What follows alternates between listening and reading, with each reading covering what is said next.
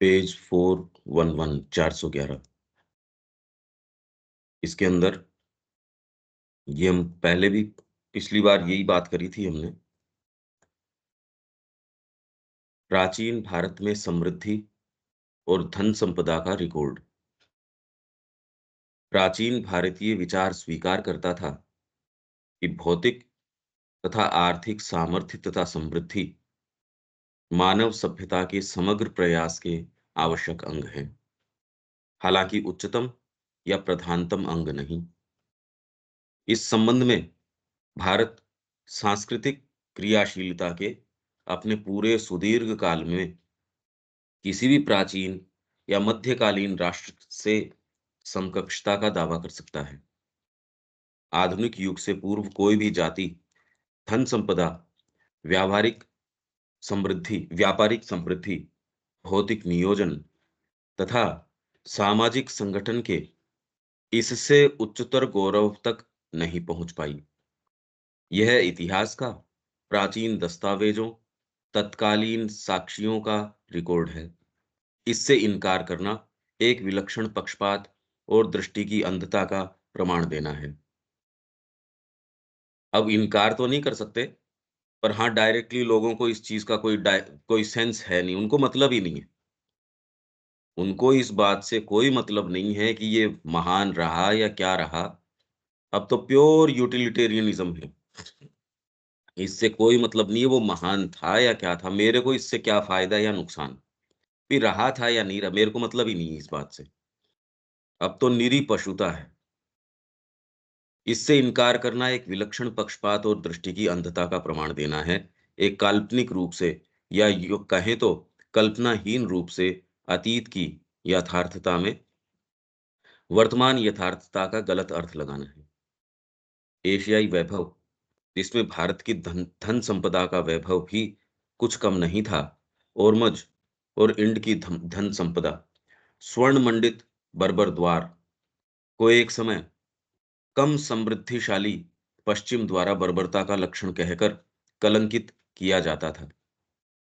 मतलब एक समय ये कहते थे, अरे खाली सोना है इनके पास में, बर्बर है।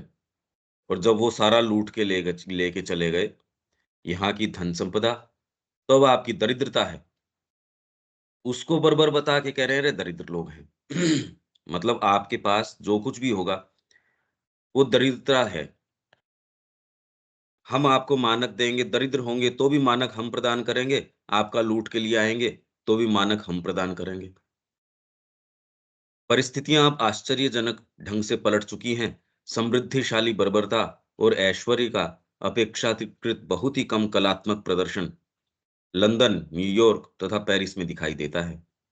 और अब भारत की नग्नता और उसकी दरिद्रता का कीचड़ है, जो उसकी संस्कृति की मूल्यहीनता के प्रमाण के रूप में उसके मुंह पर उछाला जाता है। अब खैर, इन चीजों में तो बहुत फर्क आया है।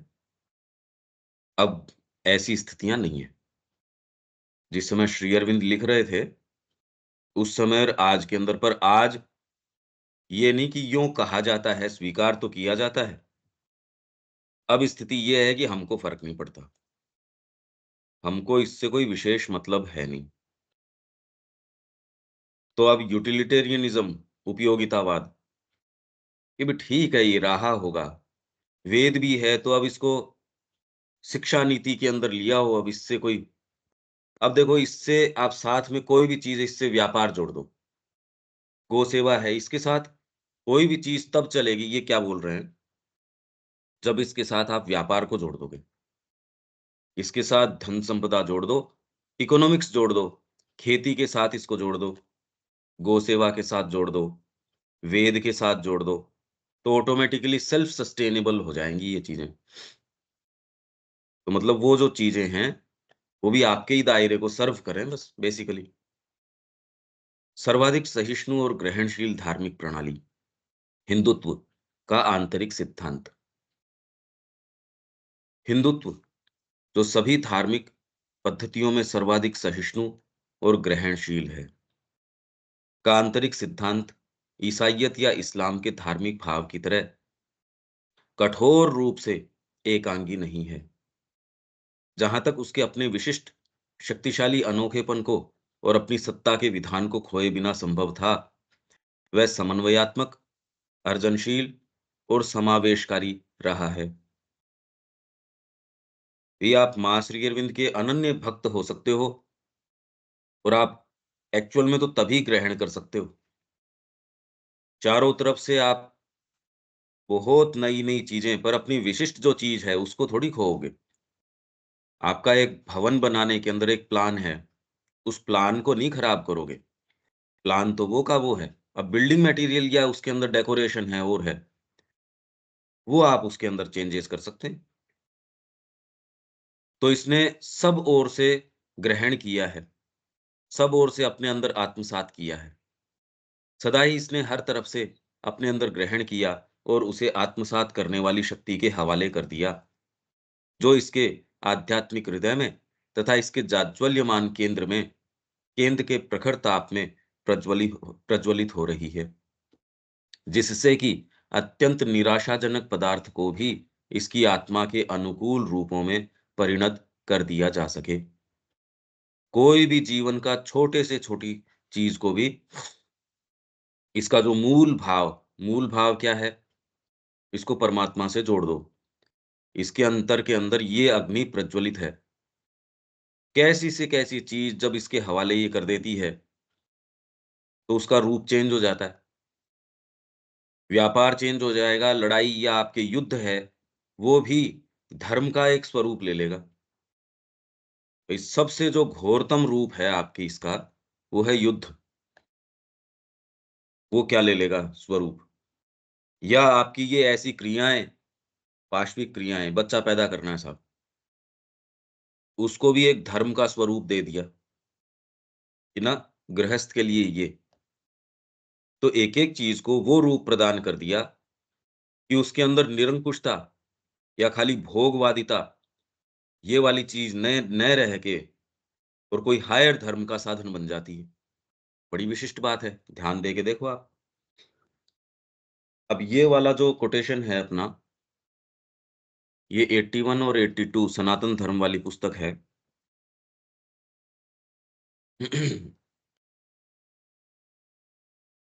उसके अंदर है। ये अपन ने पढ़ा है, हिंदुत्व जो सभी पद्धतियों में सर्वाधिक सहिष्णु और ग्रहणशील। ये मैं ऊपर से ही पढ़ देता हूँ, ये पेज 81 है। भारतीय धर्म का जीवन मूल्य। इसमें जीवन मूल्य क्या है? जीवन मूल्य मतलब ये धर्म है, इसका लाइफ के अंदर इसकी वैल्यू क्या है? लाइफ के ऊपर अगर आप इसको अप्लाई करते हो, क्या इसकी कोई रेलेवेंस है भी या नहीं? या हवा में ही है? अगर लाइफ के ऊपर इसकी कोई वैल्यू न हो, तो क्या मतलब का? तो भारतीय दर्शन के जीवन मूल्य का सही निर्णय भारतीय धर्म के जीवन मूल्य के उचित मूल्यांकन के साथ घनिष्ठ रूप से संबद्ध है। ये बड़ी इंपॉर्टेंट बात है। भारतीय जो फिलॉसफी है, इंडियन फिलॉसफी, और इसकी हमने बात करी थी कि पश्चिम में कैसे एक समय के बाद में कोरा वाग्विलास रह गया। मतलब खाली आप बोल रहे हो, उसके पीछे इंट्यूशन नहीं है। ये स्क्रीन शेयर कर रहे हैं। हाँ, हमारे में यार विवेक आपको मिलता है? हाँ, दिखाई दे रही है भैया। आ जाएगी शब्या जी, आपका कनेक्शन थोड़ा धीरे होगा शायद।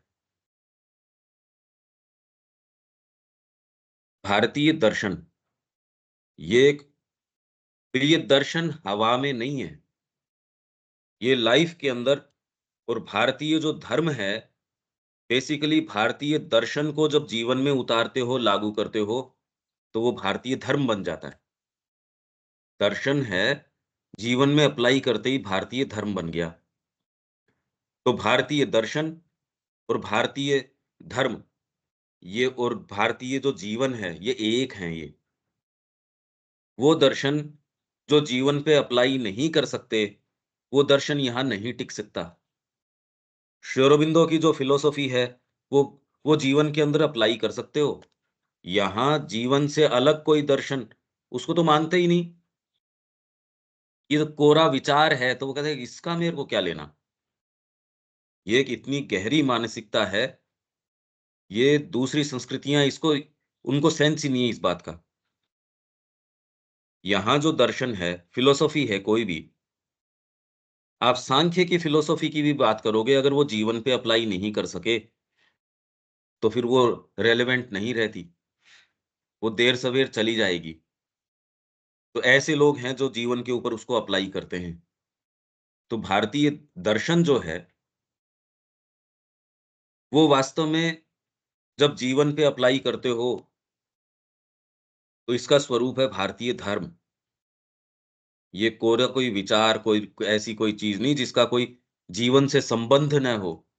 आपने एक फिलॉसफी दे दी, अद्वैत वेदांत की, जीवन से उसका क्या मतलब? नहीं, आप उसको फ़ॉलो करते हो जीवन को उस तरीके से और हर जना उसके ऊपर मतलब जो-जो उस लाइन का है या जो-जो उस मेंटालिटी का है, जो उस रुख का है, वो अपने जीवन के अंदर उसको फ़ॉलो करता है और ये उसका मूल्य है और जीवन में उसको अप्लाई करने के बाद में वो कहता है, नहीं ये बिल्कुल वेल फाउंडेड है, उचित है ये दर्शन, ये कोई हवाबाजी नहीं है। तो इसलिए भारतीय दर्शन के जीवन मूल्य को समझने के लिए और भारतीय धर्म के जीवन मूल्य को समझने के लिए, ये दोनों जीवन पे अप्लाई करते हैं और दोनों एक-दूसरे के साथ घनिष्ठ रूप से संबंध है ये, इनका। एक-दूसरे से जुड़े हुए हैं ये। ये बड़ी इम्पोर्टेंट लाइन है, पर अब इसके अंदर गहराई से, बारीकी से देखने की आवश्यकता है इसको। यहाँ कोई भी योग पद्धतियाँ, कोई भी दर्शन पद्धतियाँ रहीं, उनको जीवन के ऊपर अप्लाई करने का। भी भले आज कोई व्यक्ति न मानता हो दिव्य जीवन की बात को, उसको अजीब लगता हो, पर फिर भी जीवन मूल्य तो है ना उसका। जो लोग उसको प्रैक्टिकल मानते हैं, उन्होंने अपना जीवन दे रखा है। कोई उनको किसी को प्रमाणित करना भी नहीं ये सही है भी या नहीं है। प्रमाणित किसको क्या करना है? जड़वादी है, वो जड़वाद के पीछे जा रहे हैं, उनको किस लिए प्रूव करना है और किस लिए किसी दूसरे को? वो तो खुद को प्रूव करते हैं, दूसरे को प्रूव करने के माध्यम से। अपनी ही चेतना को बताने की कोशिश करते हैं, जगत ऐसा है, जड़ तत्व है। दूसरे को तो कोई मतलब है नहीं इस बात से। इस संस्कृति में धर्म और दर्शन इतने घनिष्ठ रूप में एक हैं, ये श्री अरविंद का है, कि उन्हें एक-दूसरे से अलग नहीं किया जा सकता। अलग कैसे? दर्शन, फिलॉसफी। आपने चिंतन किया, कैसे करना चाहिए, जीवन का रूप क्या होना चाहिए, फिर दूसरे दिन से आप उसको जीवन पे लागू कर देते हो। तो अलग कैसे हुए? जो आपका विचार था, उसको कर्म के अंदर आपने ढाल दिया। तो यहाँ का धर्म यही चीज़ है, समय के हिसाब से बदलता है। समय के हिसाब से जो-जो चीज़ें इसके अंदर नई उसको समाहित करना है, उसका जवाब तो युग चक्र के हिसाब से देना ही पड़ेगा। भारतीय दर्शन यूरोप में अधिकांश दर्शन के समान हवा में अनुमानपूर्ण तर्कणा का कोई कोरा बौद्धिक व्यायाम। ये है तो ये है। भगवान अगर एक है, तो इसके इतने सारे रूप कैसे बना दिए?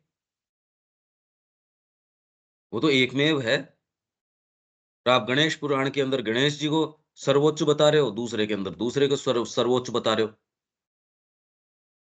तो ये सारे सर्वोच्च कैसे हो सकते हैं?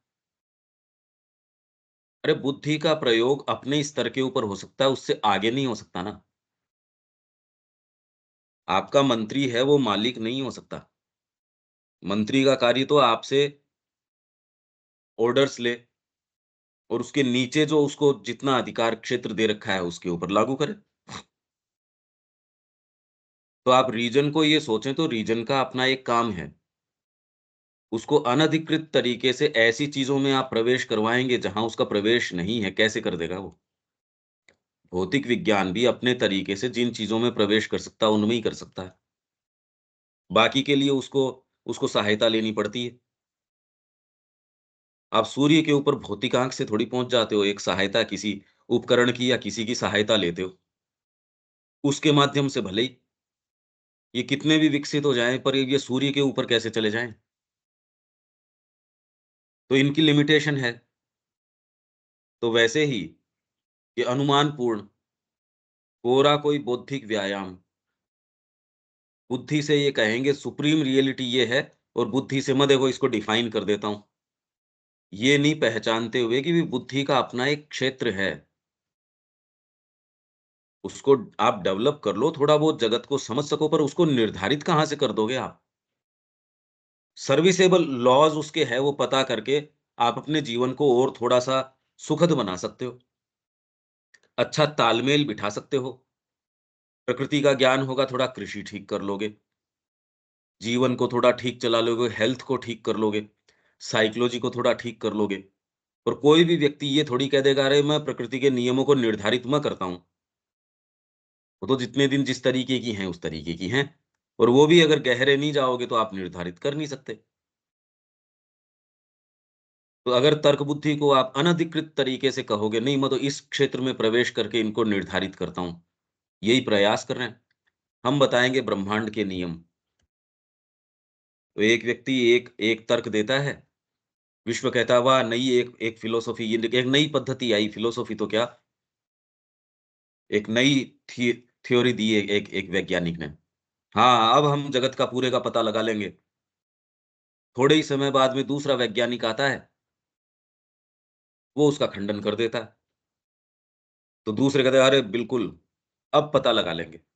ये गॉड पार्टिकल का पता चल गया, अब इस पार्टिकल का पता चल गया, ब्रह्मांड के सारे रहस्य हम बता देंगे, अभी बता देंगे हम। अरे यार, तुम कितने एक बहुत ऐसे उस समीकरण के ऊपर खड़े हो कि एक ऐसे स्थान के ऊपर हमारा ग्रह है, उसका भी ये एंगल है, उसके अंदर ये है, सूर्य से दूरी है। ये ऐसी एक बड़ी स्थिति के अंदर आप हो, कोई टाइम निगल लिए जाओ, कोई बड़ा-सा आपके उल्का आके पड़े, इधर-उधर हो जाओगे आप। गई मनुष्य जाति और इसकी बातें सारी की सारी। जिसके अंदर इसके वहम ये हो रहा, हम पता नहीं क्या कर देंगे। तो कोरा बौद्धिक व्यायाम विचारों और शब्दों का जाल बुनने की कोई अति सूक्ष्म प्रक्रिया नहीं है। ये तो उस सब के सहज अंतर्ज्ञान द्वारा प्रबंधन करने वाले बोध का सहज अंतर्ज्ञान, आपके इंट्यूशन है, सहज रूप से भीतर से आ रही है। अभी तुरंत में ये शब्द हमको समझ नहीं आता। ये वाली तो चीज़ें कल्टीवेट ही नहीं करी गई। ये तो कल्टीवेट ही नहीं हुई ना। तो ये हो, तो सहज अंतर्ज्ञान द्वारा प्रबंधन, सारी चीज़ को मैनेज कर रहे हो आप भीतर के अंतर्ज्ञान के द्वारा। इंट्यूशन आती है, वो करवाती है। और आप एक सोच विचार करके बहुत अच्छी प्लानिंग कर सकते हो, ये कोई बात नहीं है। पर उसका दायरा और उसके परिणाम, वो आप देख सकते हो, एक प्लानिंग वाला व्यक्ति है, काम तो ठीक करेगा, पर लिमिटेशंस को या चीज़ों को, फ्रेमवर्क को नहीं तोड़ेगा। वो जो निर्माण करेगा, मानवीय क्षमताओं के भीतर ही निर्माण कर सकता है। और जो अंतर्ज्ञान के द्वारा चलेगा, वो दिव्य निर्माण कर देगा। वो क्रिएट कर देगा कोई चीज़। एक मूर्ति मान लो अगर उसने क्रिएट करी, एक पेंटिंग क्रिएट करी, वो आने वाली सारी जो संस्कृतियाँ हैं या आगे आने वाली चीज़ें हैं, उनको प्रेरणा प्रदान कर सकती है, उसको भोजन प्रदान कर सकती है, उसको विचार प्रदान कर सकती है। एक पेंटिंग, एक कलाकृति, एक कोई चीज़, वो सच्चा क्रिएशन है। देख लो कितना महत्व है इसका। माँ अगर वही प्रबंधन बाहरी बुद्धि से करती तो क्या उसमें खुशबू थी उस बात की। भीतर से जो प्रबंधन है, उसने क्या-क्या चीज़ें खड़ी कर दी, उसी के माध्यम से तो हुआ। आप करके देखो ये फैकल्टी के माध्यम से व्यक्ति काम करता वैसे ही आपके पास बैठा है। एक में इंट्यूशन काम कर रही है, एक बड़ा शार्प माइंडेड है, प्लानिंग करता है। तत्काल रिज़ल्ट नज़र आ जाएँगे उसके निर्णयों के। देखो यार, इसने तो जल्दी इन्हीं रिसोर्सेज़ से फटाफट बिल्डअप कर लिया, और इसने जो जो एक अभियान लिया, उसका रिटर्न भी आना शुरू हो गया। दूसरे वाले के तो अभी खाली खर्चा ही खर्चा लग रहा है, कभी रिटर्न का कुछ लगता नहीं। इसका प्रबंधन इतना बढ़िया है, खर्चा भी मिनिमाइज़, इसके अंदर प्रॉफ़िट भी है, मैक्सिमाइज़ होके आ रहा है। और कैसे इसको अपने को प्रबंध करना है, पैसे के फ्लो को, रिसोर्सेज़ के फ्लो को, काम के फ्लो को फास्टेस्ट तरीके से, एफिशिएंट तरीके से, बहुत-बहुत चीज़ें सोच के करता है। पर ये सारा निर्माण कितना भी आपका एफिशिएंट हो, रहेगा मानव क्षमताओं के अंदर ही। इसमें वो वाली खुशबू नहीं होगी। आप बारीकी से देख सकते हैं, अरे भी आजकल तो कितने लोग कितना एफिशिएंटली कोई बड़ी फैक्ट्री डाल रहे हैं, कोई बड़ा कुछ कर रहे हैं, एकदम एफिशिएंटली, पर उसमें वो वाली खुशबू नहीं है। इंट्यूशन वाली कोई चीज़ है ही नहीं उसके अंदर। ये तो दोनों चीज़ें आप देखो और इनमें दोनों में क्या अंतर आता है, वो आप देख सकते हो अगर ऐसे स्थान पे आप हो, जहाँ आदमी का ये फ्रेमवर्क टूट जाता है, अरे! ये तो बात ही कुछ और चल रही है। इसकी बड़ी आवश्यकता है।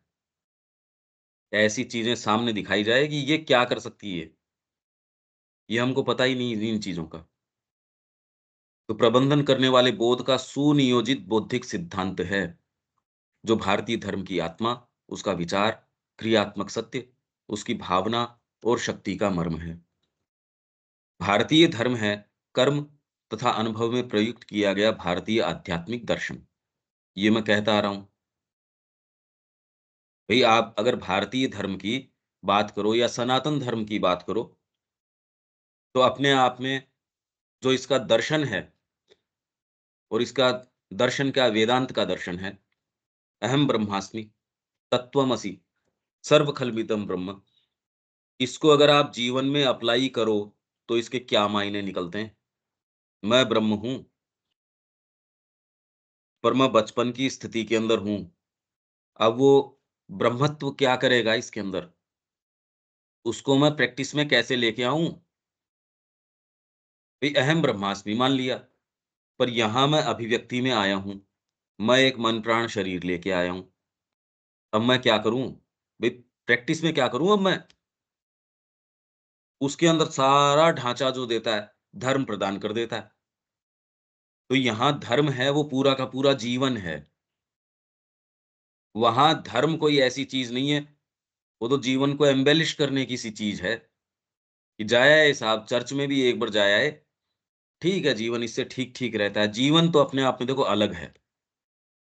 तो इसको कौन गाइड करेगा जीवन को? तो ये एक फंडामेंटल फ़र्क आ जाता है। यहाँ आपका जो है जीवन और कुछ नहीं, जो आपका हाईएस्ट दर्शन है, उसका प्रैक्टिस ग्राउंड हो गया और वहाँ आपकी जो लोएस्ट कामनाएँ हैं, उसकी अभिव्यक्ति हो गया। तो आप दोनों को कंपेयर कर ही नहीं सकते। दोनों एक पायदान पे कैसे आ जाएँगे? उस व्यापक, समृद्ध, सहस्त्रमुखी, अपरिमित रूप से नमनीय भैया हाँ, अ, यहाँ जो आ रहे हैं शब्द भारतीय धर्म या सनातन धर्म या हिंदू धर्म, हुँ। ये तीनों एक ही समानता है या फिर हाँ, कुछ एक ही अलग है, है? एक ही है। अच्छा, फिर धर्म को क्लियर कैसे करेंगे? धर्म वो फास्टेस्ट चीज़ है, जो आपको पकड़ के और परमात्मा के पास लेके चली जाती है। इंडिविजुअल को और कलेक्टिविटी को। वो एक साधन है, वो एक माध्यम है। प्रकृति ने 4 चीज़ें उत्पन्न करी। सामान्य व्यक्ति को अगर आप अपने किसी भी विचार के सैंपल को उठा के देखो, तो सारे समय किस तरीके के विचार होते हैं? ऐसी मानव जाति को सुप्रीम रियलिटी तक कैसे लेके जाया जाए?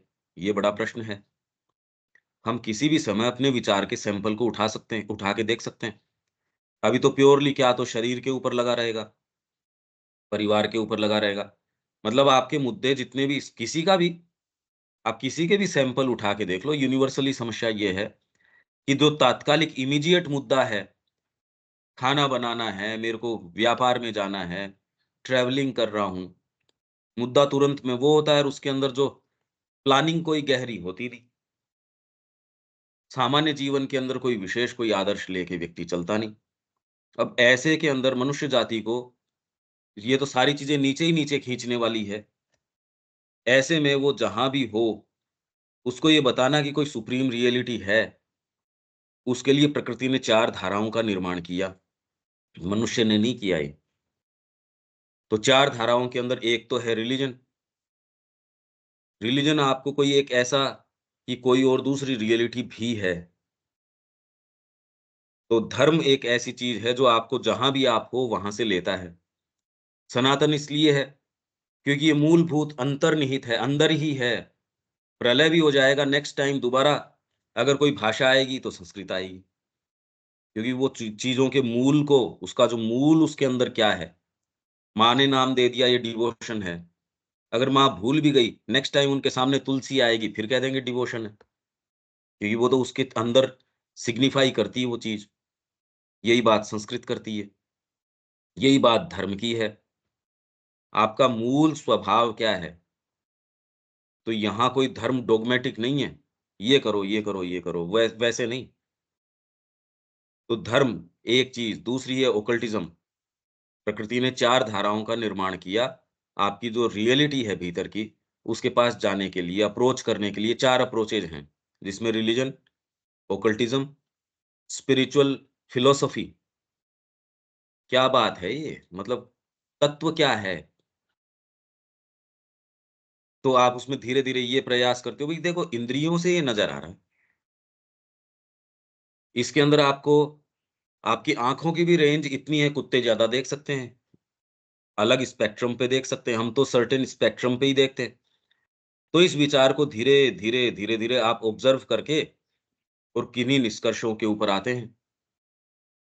अब डिपेंड करता है आपका फ्रेमवर्क किस तरीके का है, अगर इंट्यूशन है, तो आप इस एनालिसिस से धीरे-धीरे, धीरे-धीरे ये फ़िलॉसफ़ी अगर इसके पीछे स्पिरिचुअलिटी है या आपके टर्न किस तरीके का है, ये चेंज कर देगा इसको। तो आप गहन सत्यों के ऊपर चले जाओगे। जीवन में उनको नज़दीक से देखोगे। कामना कैसे काम कर रही है, ये चीज़ कैसे काम कर रही है, ये वाली कैसे काम कर रही है। ये नहीं है तो पूरे जीवन में जी के चले जाओ, किसी को पता थोड़ी चलता है। और चौथी चीज़ है स्पिरिचुअल एक्सपीरियंस। ये एक्चुअल एंट्री है रियलिटी के जगत के अंदर। ये 4 धाराओं का निर्माण किया प्रकृति ने। तो धर्म यहाँ जो है ये सनातन धर्म। सनातन क्यों? और भारतीय, भई हिंदू और भारतीय, इस जाति ने इसको थामे रखा, ये निष्ठावान रही। इसने कोई पैदा नहीं किया इस धर्म को। और क्योंकि इस ये क्लेम खाली इसलिए है क्योंकि साहब मैंने थामे रखा है। एक व्यक्ति ने कोई चीज़ की खोज करी, अब थी तो प्रकृति के अंदर पहले से ही, ग्रेविटेशन पहले से ही था, उसने देख लिया साहब, तो ये किसके नाम पे रख उसने कोई नई चीज़ नहीं करी पर हाँ ये, तो वैसे ही ये भारतीय जाति, इस जाति ने इस चीज़ के को थामे रखा, इसके प्रति निष्ठावान रही। इसलिए एज़ सच इसका कोई नाम देखो, बाकी तो और दूसरे धर्म हैं, वो या तो उसके जो प्रणेता है उसके नाम पे हैं, क्या तो ईसा मसीह के नाम पे है, क्या बुद्ध के नाम पे है, को या किसके नाम पे है या किसके नाम पे है। ये नामकरण करे कैसे, किस तरीके से करे? तो जिस जाति ने इसको थामे रखा, उसके नाम से, जिस जो कॉन्टिनेंट ने इसको थामे रखा, भई जिस भौगोलिक स्थिति ने, जिस देश ने, उसके नाम के ऊपर साहब ये भारतीय धर्म हो गया या सनातन इसलिए, एक ही बात है ये, इसमें कोई वो भेद वाली बात नहीं है। ठीक है? तो ये जैसे कि हिंदू धर्म के बारे में मतलब सनातन शब्द का प्रयोग किया जाता है और बाकी धर्म के लिए सनातन नहीं किया जाता है, हुँ। क्योंकि उनका ज़िक्र हाल ही के कालों में मिलता है। तो उससे अगर फ़र्क नहीं पड़ता। वो नए हैं उससे सनातन नहीं हो सकते, ये कोई बात नहीं हुई। सनातन तत्व की ये तो एक भई ये तो शाश्वत चीज़ है। वो वो कह रहे हैं कि ये एक पथ से आप यहाँ जा सकते हो, वो बिल्कुल ठीक बात है। पर है तो एक पथ, माउंट एवरेस्ट के ऊपर इस पगडंडी से जा सकते हो, ठीक बात है। इसको मैं यहाँ तक तो स्वीकार करूँगा पर यही एक पगडंडी से जाओगे, अगर दूसरे से जाओगे तो आपकी हत्या कर देंगे। इस्लाम तो यही कह रहा है। तो इसलिए इस्लाम को भी इस संस्कृति ने आत्मसात कर लिया होता और ईसाइयत को भी आत्मसात कर लिया होता, यदि वो रूपांतरकारी जो प्रभाव है इस संस्कृति का उसको सहन कर पाते। वेद क्या कहता है? अरे भई हर जने का अपना मार्ग है। वो तो हर व्यक्ति का श्री अरविंद का भक्त है तो भी 2 भक्त को श्री अरविंद जो है खुद उसके कौन-सी अवस्था है डेवलपमेंट की उस तरीके से उसको पत्र के अंदर बता रहे हैं। ये विशेषता है। वहाँ उनको सेंस ही नहीं, वो कह रहे हैं बस यही वाली और ये एक पद्धति है वो कहें तो भी हिंदू धर्म को या सनातन धर्म को कोई पीड़ा नहीं है। कि भई ये सारे मार्ग हैं, इधर से भी आप दिल्ली में प्रवेश कर सकते हो। नहीं भैया और कहीं से नहीं, यहीं से प्रवेश करोगे और अगर नहीं करोगे तो हत्या और कर देंगे। आपको एक्सटर्मिनेट कर देंगे। अब ये कोई बात थोड़ी होती है। तो ये वैदिक भाव के प्रतिकूल है ये बात, उल्टी है उससे। इसलिए भारत के अंदर जितना आत्मसात कर सका और बाकी इनकी जो रेवलेशंस है वो गलत नहीं है। ये गलत नहीं है। गलत है तो रामकृष्ण जी कैसे साक्षात्कार कर रहे थे? जो इनकी फिलॉसफी है, ईसा की, फिर बाद में मोहम्मद की, नौका के अंदर बैठे हैं या ईसा मसीह की फ़ोटो देख रहे हैं, इतने के अंदर उनकी सारी पद्धति का साक्षात्कार कर लिया। उसके अंदर एक सत्य है निश्चित रूप से, ये कोई बात नहीं कि सत्य नहीं है, पर वो ही एकमात्र सत्य नहीं है ना, तो उसको अपने यथास्थान रखना उसमें दिक्कत नहीं है। यही वाली एक चीज़ है, तो सारों पे कैसे लागू हो जाएगी, ये समस्या है। तो जहाँ तक वो ये कहते हैं, वहाँ तक तो ठीक ही है, उसमें क्या बात है।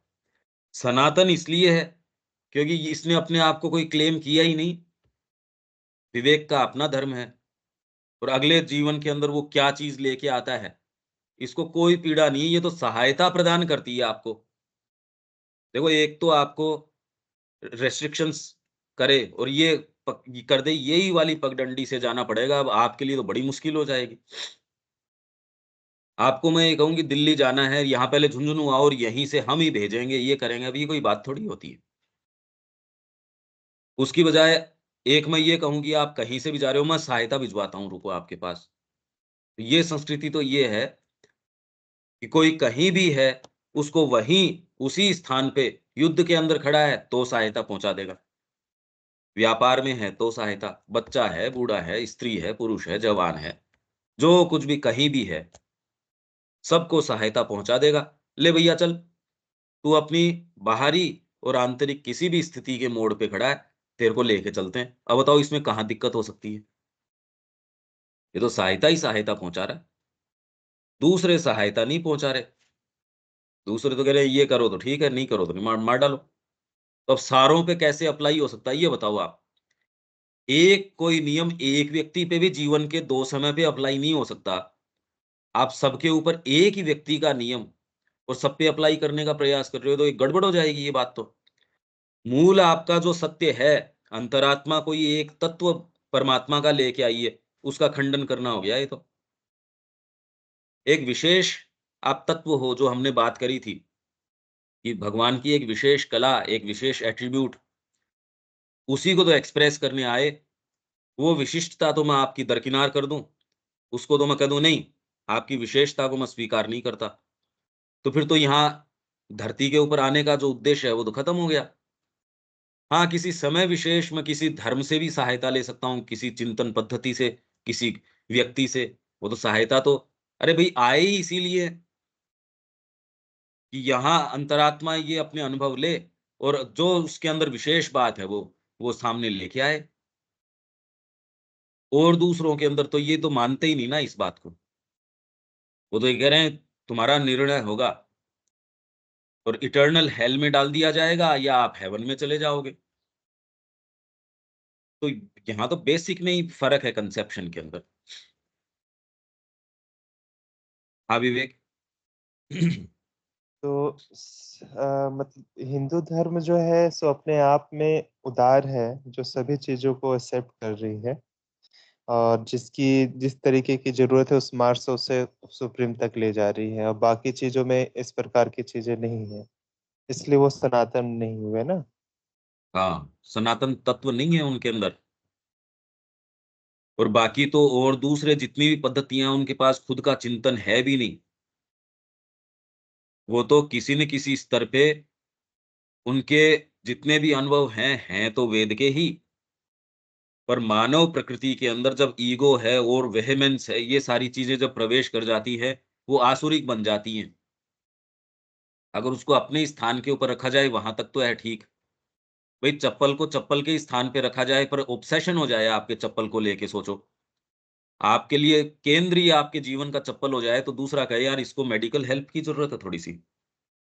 इसको थोड़ी-सी इसकी साइकोलॉजिकल हेल्थ है वो बिगड़ गई। जबकि ये नहीं चप्पल की आवश्यकता नहीं है, पर ऑब्सेशन हो जाए सपोज़ आपके चप्पल का, तो कहे यार इसको तो थोड़ी काउंसलिंग की ज़रूरत हो गई। तो इसको वैसे ही कट्टरपन भी कहेंगे क्या भैया?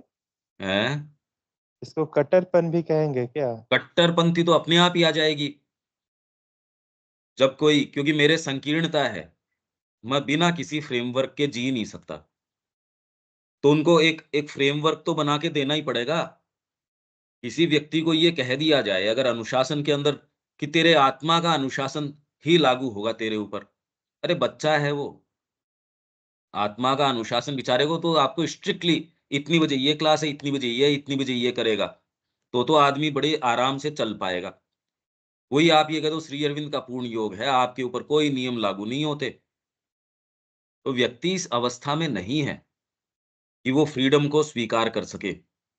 अगर बाहरी अनुशासन न हो, तो इतनी ताकत किसके अंदर है कि खुद की अंतरात्मा के आधार के ऊपर आके ओरोविल से अगर वो पत्र लिख सकते हैं कि माँ, ये यहाँ तो आपने जो है ड्रग्स की अनुमति दे दी, हमको क्यों नहीं देते आप ड्रग्स की अनुमति?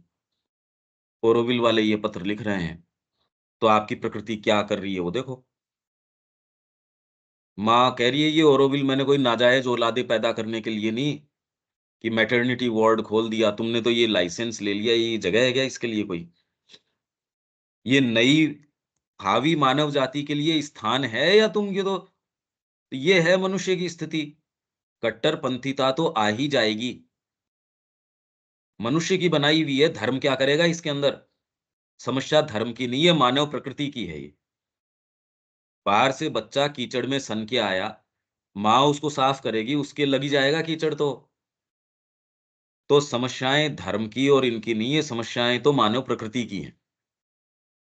कोई तो उसको टैकल करेगा, जो टैकल करेगा उसके ऊपर वो कीचड़ लग जाएगा, इसमें क्या बात है? अब जिस तरीके के ये होर्ड्स थे, अब ये मोहम्मद साहब ने जैसी आयतें उस समय बोली बड़ी बड़ी प्रैक्टिकल थी वो। पर इंटरप्रिटेशन जिस तरीके का वो आदमी जैसा करेगा वैसा ही करेगा भी उसमें कर भी क्या सकते हो? तो इसमें समस्या धर्म की इतनी नहीं है जितनी कि मानव प्रकृति की है। मानव प्रकृति तो कट्टरपंथिता ले ही आएगी। श्री अरविंद के भक्त कह देंगे ना, श्री अरविंद ही सबसे ऊँचे हैं, वो तो कृष्ण को नहीं मानते साथ में, तो कट्टरपंथिता तो आ ही गई उसके अंदर। और जबकि श्री अरविंद कह रहे हैं, "अरे! तुम किसको चैलेंज करवा रहे हो, जो मेरे मिनट-मिनट का, क्षण-क्षण का साथी है, जो मेरे अंदर समा चुका है, मैं उसको चैलेंज करूँ?" और फिर भी वहाँ बैठे-बैठे अच्छे-अच्छे जो लोग हमारे थे, जिनकी पुस्तकों को हम बड़े उसके साथ पवित्र भाव के साथ कि अरे! उनकी पुस्तक है ये, उनको हम पढ़ते हैं और उनकी ये बातें। तो ये तो आपकी संकीर्णता मानव प्रकृति की है, इसमें धर्म वगैरह क्या करेगा? तो माँ ने कहा कि भी श्री अरविंद की जो फ़िलॉसफ़ी है उसमें से कोई धर्म है, कोई पंथ है, नहीं निकाला जा सकता। और यही तो प्रयास चल रहा है और नहीं निकाला जा सकता, इस नाम से वो क्या कह रहे हैं पॉन्डिचेरी में हम अल्ट्रा मॉडर्न हैं, हमारे ऊपर कोई नियम लागू नहीं होता। और इसका उन्होंने क्या अर्थ निकाला है वो तो अब कहने लायक चीज़ ही नहीं है। ये तो कहने लायक बात ही नहीं है कि उसका क्या अर्थ निकालती है मनुष्य जाति या उसकी प्रकृति। आप मजबूरन भई नियम अगर लागू करोगे, कोई इनिशिएटिव कोई एक जना आके कहने वाला ही नहीं है। तो कह रहे हैं हम साधक हैं, हमको कोई कैसे कह सकता है?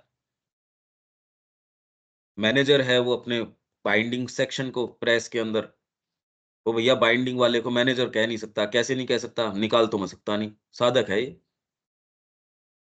अब वो साधक क्या हो गया, वो तो फिर बाद में बात ही हो गई। ये हमारी मानव प्रकृति की समस्याएँ हैं ये। अब धर्म क्या कर ले इसके अंदर? पंथिता तो आ ही जाएगी इसमें। वो कह रहे हैं हम श्री कृष्ण को, देवताओं को, इनको नहीं मानते। अरे तो यार सारी बातें तो करी है श्री अरविंद ने। माने कहीं भी वो कोई इस तरीके की बातें नहीं कर रहे। और जब वो ये कहते हैं कि इसमें श्री अरविंद की और मेरी फ़िलॉसफ़ी जो है या जो हमारा जो दर्शन है, उससे कोई धर्म नहीं निकाल सकते, पर इन्होंने तो निकाल दिया। ये कह के कि इसमें देवता नहीं आएँगे, इसमें ये नहीं आएँगे तो कट्टरपंथी तो इन्होंने दूसरे तरीके से इसको कर दिया। इसमें श्री अरविंद की पद्धति में श्री कृष्ण का प्रवेश नहीं है, इसमें गणेश का प्रवेश नहीं है, इसमें ओवरमाइंड के देवताओं का प्रवेश नहीं है। तो आपने एक फ्रेमवर्क तो आपने भी बना दिया। तो ये श्री अरविंद की थोड़ी है, ये तो बात तो ये दूसरे वाले हैं। इन्होंने कि भई ये कोई पंथ नहीं है, इसलिए हम देखो भजन भी नहीं गाएँगे। इसलिए हम इन चीज़ों से अपने आप को एसोसिएट नहीं करते। शिक्षा के अंदर श्री अरविंद की फिलॉसफी नहीं पढ़ाएँगे, कार्ल मार्क्स पढ़ाएँगे, ये पढ़ाएँगे, वो पढ़ाएँगे। आपने भी एक नया धर्म, एक नया पंथ तो आपने क्रिएट कर दिया। ये कह के कि श्री अरविंद किसी पंथ के अंदर नहीं आ सकते। तो इधर करो या उधर करो, अब बच नहीं सकती ना मानव प्रकृति इस चीज़ से। भले आप व्याख्यान स्वयं कर रहे हो, अच्छे-अच्छे लोग जिनके आपके कितने फॉलोवर्स हैं, जो ये कहते हैं श्री अरविंद को किसी धर्म के अंदर आप नहीं बाँध सकते और ये कह के कि परमात्मा इतना असीम है, वो ये काम नहीं कर सकता, तो आप उसको ये कह के लिमिट कर देते हो। उसकी असीमता को आपने ये बात कह के लिमिट कर दिया कि परमात्मा सीमित नहीं बन सकता, परमात्मा अज्ञानी नहीं बन सकता, परमात्मा जो है काल के अंदर नहीं आ सकता क्योंकि वो शाश्वत है। क्योंकि वो असीम है इसलिए सीमित नहीं हो सकता, क्योंकि वो सर्वशक्तिमान है, इसलिए वो एक छोटा-सा एक ढेला नहीं बन सकता। तो आपने उसकी असीमता को आपने भी काट दिया। आपने भी एक फ्रेमवर्क में कैद कर दिया, तो इसमें अब बताओ, मनुष्य नहीं जी सकता बिना फ्रेमवर्क के, बिना लिमिटेशन को उसको सेंस ही नहीं है कि कैसे जिऊँ। श्री अरबिंदो की कर दी ये सारों ने। ये कह के कि भी इनको आप किसी पंथ में नहीं कर सकते और जो-जो वो बातें करते हैं, जिस तरीके से डिफाइन करते हैं, वो एक पंथ का निर्माण हो जाता है। आप वो ही बोलोगे जो आपके लिए कन्वीनिएंट है या जितना आपके समझ में आ रहा है। और उससे ऑटोमैटिकली चाहे आप परमात्मा की बात करो, किसी भी करो, पंथ तो वैसे ही बन जाएगा। देख लो आप, हम बिल्कुल फ्री हैं, पूर्ण योग की बात करते हैं और उसके परिणाम ये हैं साहब। तो दूसरे कह रहे हैं यार तुमसे बेटर तो हम ही निकल रहे हैं। ठीक कह रहे हैं, गलत नहीं कह रहे बिल्कुल भी। आपका जो व्यास का जो सत्संग है, वो एक बच्चा अपने पंथ को देते हैं, सारे अपना देते हैं। स्वामी नारायण वाले हैं, उन्होंने पूरा अपना खोला है। वर्चुअली मोदी जी ने उसका उद्घाटन किया था। उनका इसमें आएगा कौन? और वो तो एंट्रीज़ इतनी हो गई, वो कहा हमारी सीट ही यहाँ सारी की सारी भर गई। वो लोग इसमें प्रवेश कर रहे हैं, वो कह रहे हैं हम तो अल्ट्रा मॉडर्न हैं।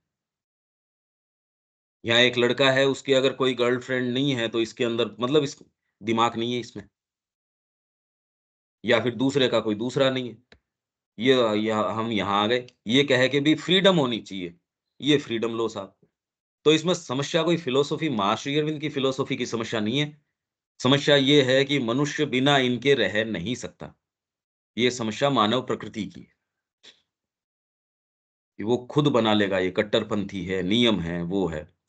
बुद्ध की पद्धति का क्या बना दिया गया? बुद्ध अगर स्वयं आके देख लें, तो माँ ने कहा उल्टे पाँव वापस भाग जाएँ।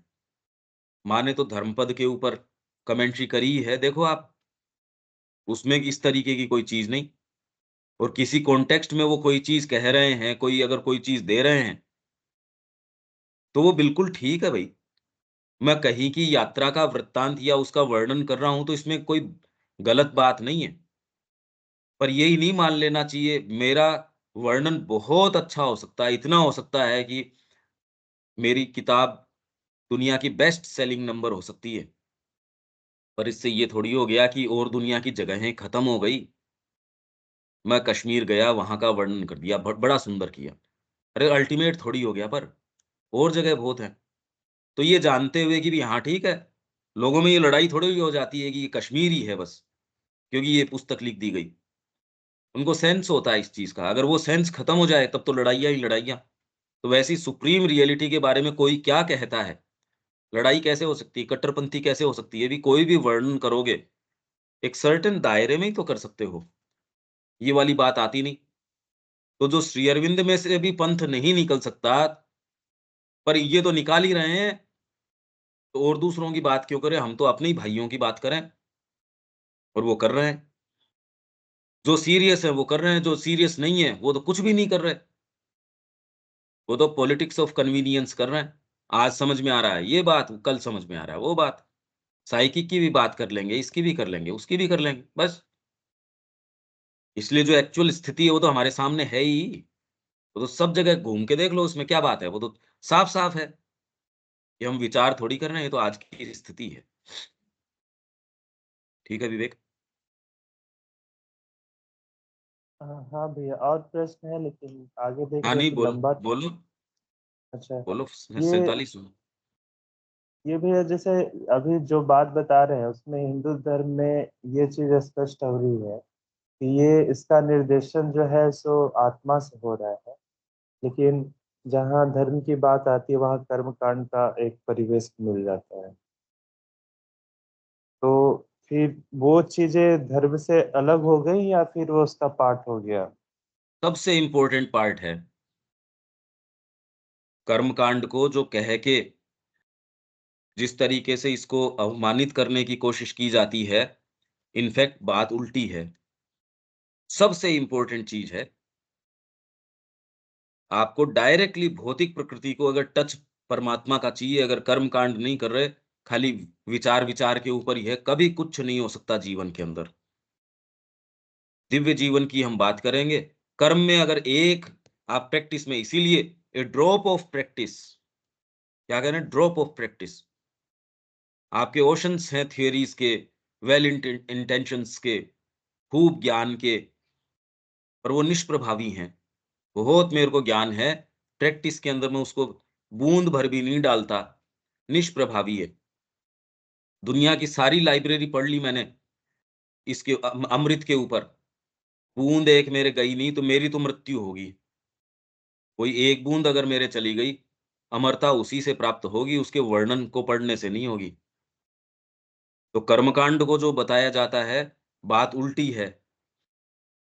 धर्म डायरेक्टली आपको, आप ये सोचिए कि जो लोग सीधे-सीधे तंत्र जिसको एड्रेस करता है, वो सारे रूप मंदिरोपासना हटा दी जाए, आपके तीर्थ वगैरह हैं वो हटा दिए जाएँ, या आपके जो ये भागवत धर्म है वो सारा का सारा वो हटा दिया जाए, तो बचेगा क्या? पूरी दुनिया में क्या बचेगा? भारत की तो छोड़ो, अगर फिलॉसफी बताई जाए, कितने लोग मूव्ड होंगे ये बताओ? आपके लिए डायरेक्ट वो टच न हो, खाली फिलॉसफी बता दी जाए मदर श्री अरबिंदो की, और ये पीछे प्रमाण उनकी व्यक्तित्व का न हो कि माँ आई थी, पौंडीचेरी में उनका स्थान है, उनकी समाधि है, और खाली एक फिलॉसफी के रूप में बता दिया जाए कि एक फिलॉसफी है, क्या प्रभावित करेगा?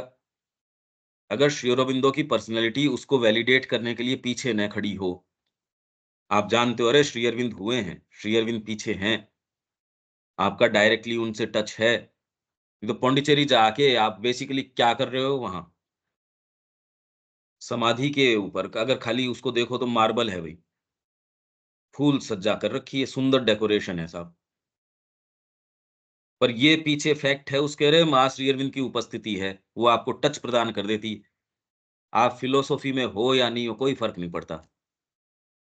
समाधि का एक फूल है, बचा के रखते हो आप। डायरेक्टली आपकी भौतिक प्रकृति को आप जानते हो, आपको फिलॉसफी है, कुछ कोई फ़र्क नहीं पड़ता। आपकी भौतिक प्रकृति को टच प्रदान कर देगा। इसलिए आप देखो, जो ज़्यादा जो आपकी जनता है, वो इसी इसी से तो प्रभावित है। गंगा जी के पास जा रहे हैं, अब वहाँ तो कोई फिलॉसफी भी नहीं है एज़ सच।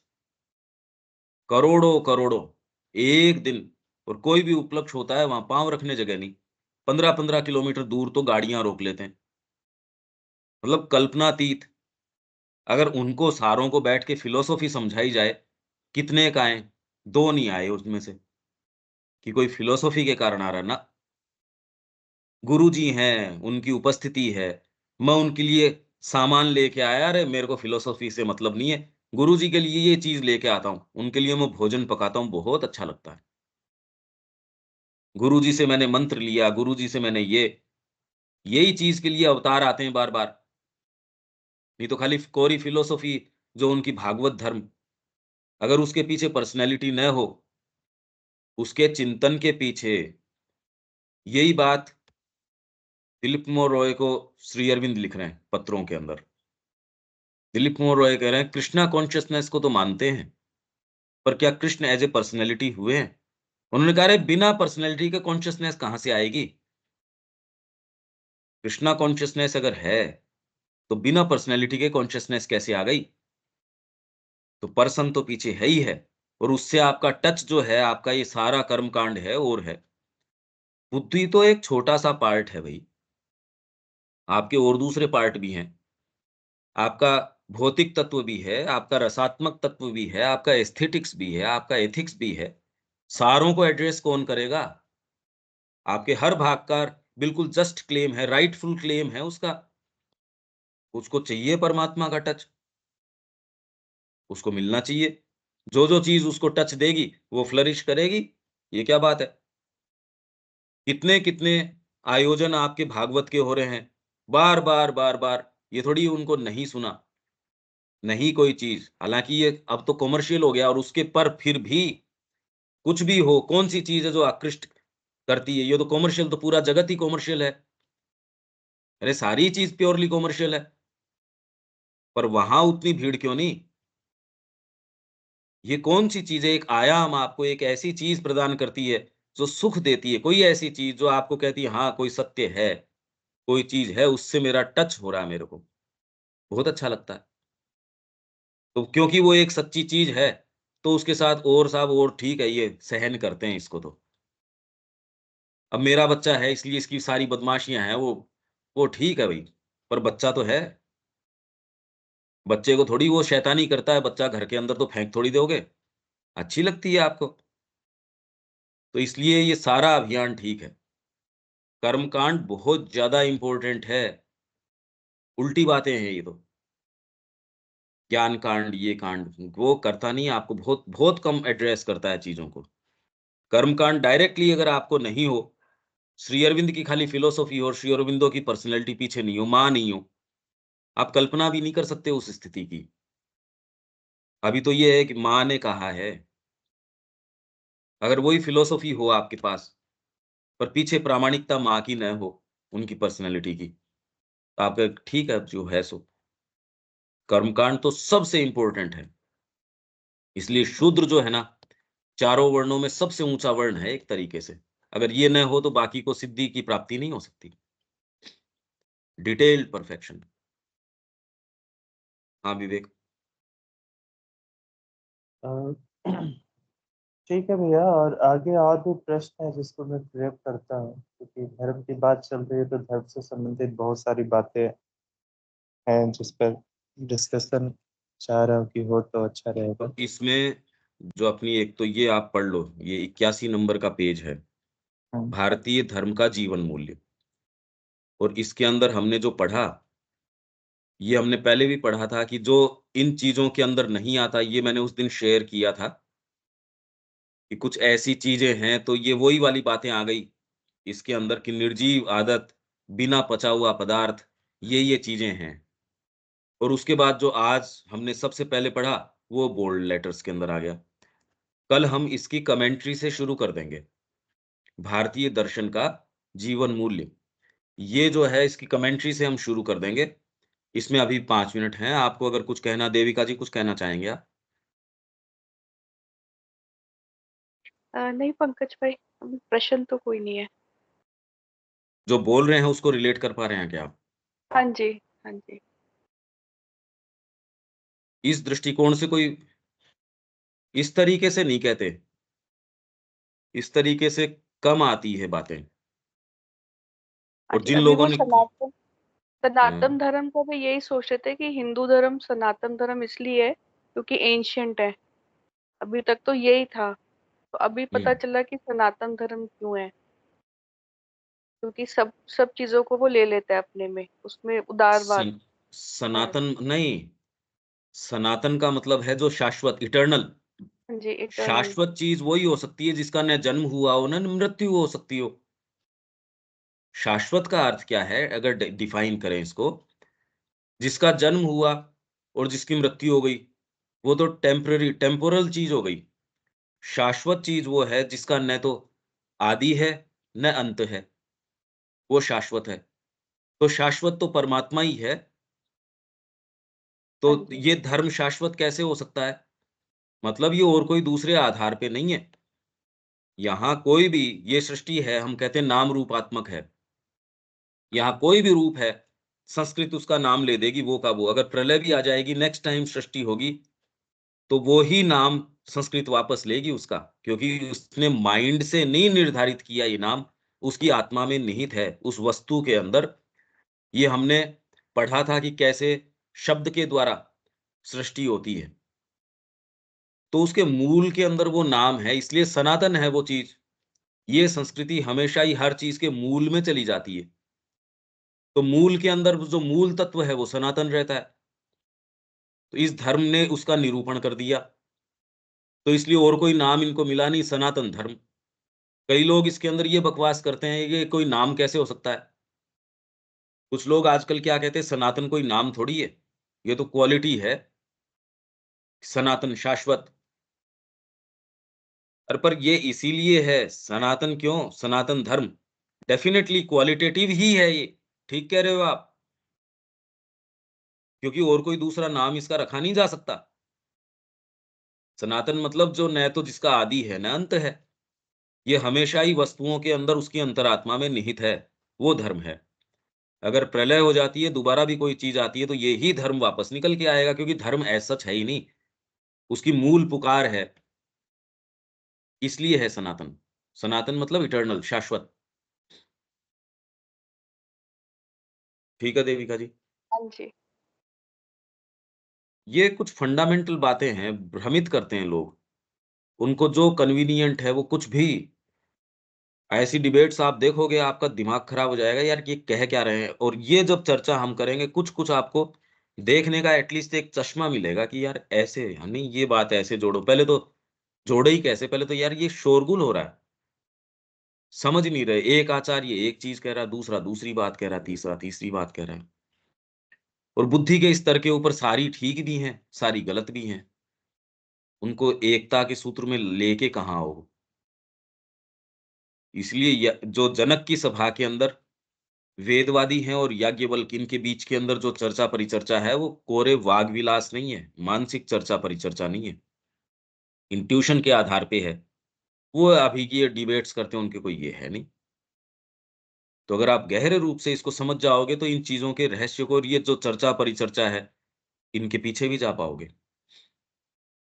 हाँ दीपक जी, कोई बात है?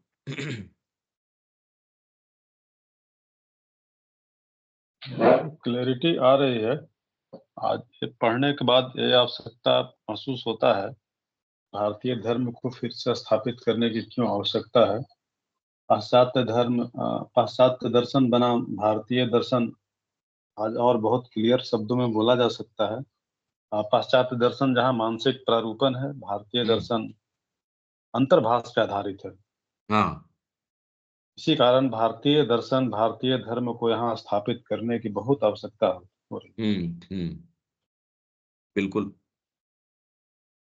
और वो अपने, भाई अगर वो आपके माध्यम से होता है तो ये हमारा कल्याण है, हमारा ये, वो जो भी अपने, जो जो साधन ढूंढता है, हम अगर तरीके से रेस्पॉन्ड करते हैं, हमारे माध्यम से कर देगा। और जो नहीं करता, वो भ्रमित जीवन जिएगा। हम में से कुछ लोग हैं, वो कह रहे हैं हाँ हाँ समझते हैं हम भारतीय संस्कृति, यार और दूसरी गहन चीजों में चलो, अपने तो लाइफ डिवाइन में चलो, इसमें ये चलो। वो न लाइफ डिवाइन में जा पाएगा, न सावित्री में जा पाएगा, वो भ्रमित है, कहीं नहीं जा पाएगा वो।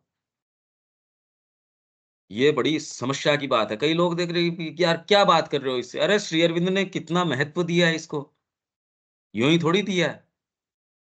और कोई भी चीज एक दूसरे से कटी हुई नहीं है। और फिर भी हमारे में से ही, ये भी ठीक है, एक हम समझते हैं इसको, हम तो आध्यात्मिकता भी समझते हैं, हम ये भी समझते हैं। वो भ्रमित हैं, वो जीवन में भ्रम रहता है।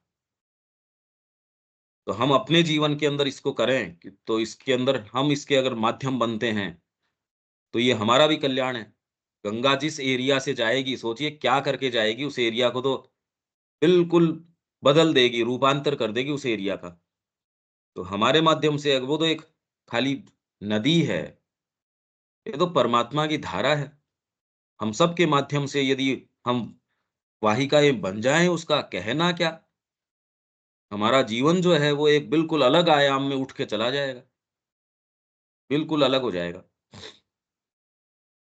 तो इसके अंदर भीतर प्रवेश करें, अपने माध्यम से अभिव्यक्त करें, जो होनी हो सो हो। अरे भई गंगा आएगी, वो अपने आप अपना काम कर देगी, आप ये मत सोचो कि वो किसी की मोहताज है। उस एरिया का क्या करेगी, व्यक्ति की मोहताज है, बिल्कुल नहीं है। अपना काम स्वयं कर देगी। आप तो ईमानदारी से उसको लाने का काम करो, बाकी काम तो वो करेगी, हम थोड़ी करेंगे। तो क्या इससे क्या होगा, इससे क्या होगा? इसीलिए तो हो नहीं रहा। और जिनको करना होता है वो इन कारणों से करते नहीं, वो तो सीधे के सीधे उतार लाते हैं उसको। काम तो उसको करना है। माँ से आप तो जुड़ जाओ, काम तो माँ करेगी।